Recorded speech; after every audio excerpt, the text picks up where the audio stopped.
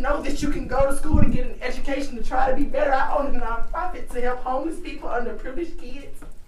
I want to own a group home for troubled teens. And you guys mean to tell me that my life is not worth anything? I matter. I really do. And to a 3-year-old girl, I am her world. You know, I do everything that I can. I watched my father, when I was 5 years old, be beat by police officers outside my daycare for taking me next door to get ice cream. I still have nightmares about that. I have a hard time sleeping at night because I live in a world where I am not safe. Or when I drive home at night, I have to make sure someone is on the phone and that the calls are recorded. Just so someone knows what is going on. It shouldn't be that way. We are all sitting in here because clearly we care. Clearly we care about the next person. We had a protest on Saturday and officers blocked us out. It was 30 people. It was 30 of us. There was 70 plus officers standing outside with their guns. We were on the sidewalk. They told us we had to leave. We had to leave a sidewalk of our peaceful protest. We weren't burning anything. We weren't hurting anyone. There are riots because people lose hockey games. But yet we can't stand on our own street and speak up for our people. What world is that we live in? People say that they're not racist, but I've seen a Back the Blue rally. And excuse me, but it was nothing but white people. As my side had white, black, brown, purple, green, and orange. And we stood strong. That is what America is, but we have seemed to have lost that. We forget what we're supposed to stand for. We're supposed to stand for freedom, but yet my people are still considered African American. I was not nationalized. I was born here. I am an American, and I should be treated as such. There's no way that I should have to answer ridiculous questions, that I shouldn't be able to speak up and say what my rights are. We have got to do something, and especially here in Texas, because we are the last to do anything when it comes to protecting all people. It seems that we forget, and we at this point, we really have to make a difference. I love the fact that everyone's saying, listen to the people who are educated, the people who are fighting in the streets, the ones who really want the change. I thank you guys so much for standing here and listening to me today and everyone else, because it is needed. We drove from Dallas last minute just begging to be able to get here so you guys can hear us, because it is hard and it is scary and I don't want to die. I really don't.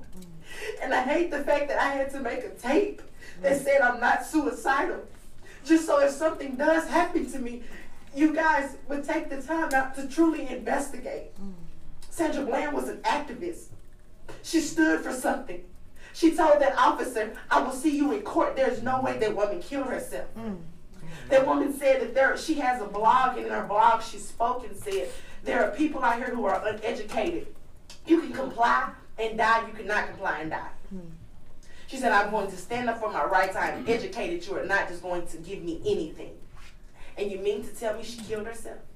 I'm 5'2", 145 pounds. I tried to wrap a bag around a black industrial trash bag around my neck just to see if it would hang. It wouldn't even stay tied. But yet these officers took the trash bag off of her neck and it was still tied. How does that happen?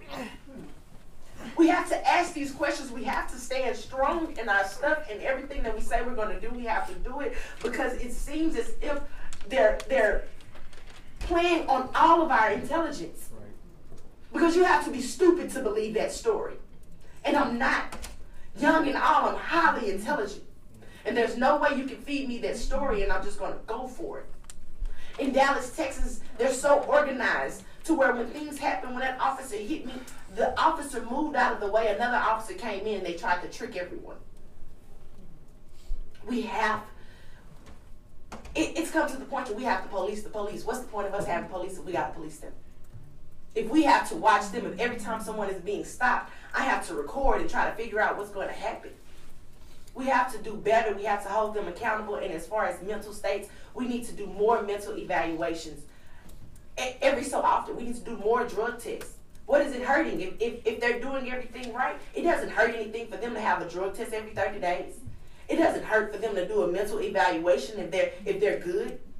They do have stressful jobs, but most criminals have stressful lives. That's why they do the crimes they do, and they spend the rest of their lives in jail. So we need to hold them to the same standard that we hold every other citizen. They should not be above the law. They should be right there with it. Thank you guys for listening. Well, thank you very much for driving here and presenting today. And I say again, the reason why these problems ultimately be solved is because you're here. And you have taken the bull by the horns, or whatever you want to call it. And I'm counting on the millennials that are fighting to take us across the line again. And I promise you that that I'm going to be there with you along the way. Thank you.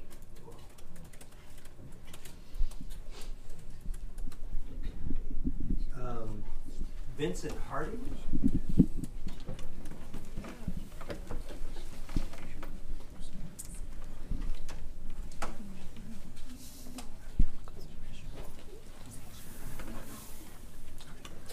Thank you. Please state your name and who you represent for the record. Good afternoon. My name is Vincent Harding. I am here today in my individual capacity.